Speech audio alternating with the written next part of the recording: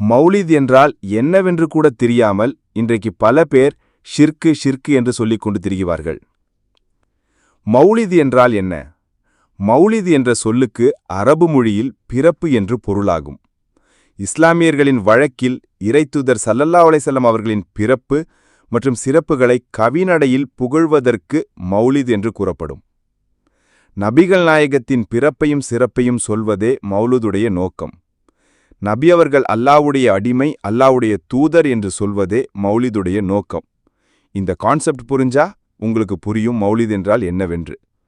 நண்பர்களே, நம்ம நபியை நாம் புகழாமல் வேறு யாரை நாம் புகழப் போகிறோம்?